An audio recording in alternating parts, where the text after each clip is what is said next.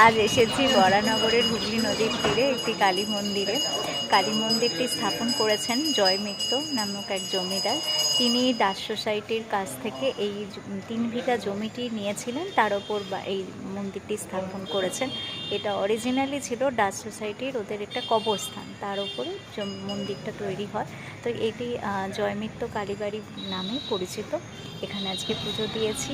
এখানে মন্দিরে মা কৃপাময়ী, মা ভবতারিণী নন, মা কৃপাময়ী, এখানে ওনাকে পুজো দিয়েছি। এবং মাকে ঘিরে চারিদিকে 12টা শিব মন্দির আছে, শিবলিঙ্গ আছে। সেখানে মা শিবকে মালা দিয়ে মোমবাতি জ্বালিয়েছি, ধূপ জ্বালিয়েছি। খুব ভাল লাগছে, পুজো দিলাম। আর ভীষণ ভালো লাগছে। একটা প্রাচীন, অনেক প্রাচীন, এবং এটা 1848 সালে এই মন্দিরটি স্থাপন হয়। এবং এই মায়ের যে মূর্তিটি 1848 মানে কথিত আছে 1848 থেকে পুজো শুরু হয়। 1850, কোথাও কোথাও বলেছে 1850, মূলত এটা 1848 থেকে 50 এই সময়তেই এই মন্দিরটি মানে মায়ের কৃপাময়ী মায়ের পুজো শুরু হয়। আচ্ছা, আমার ছুটির দিনগুলো এইভাবেই কেটে যায়।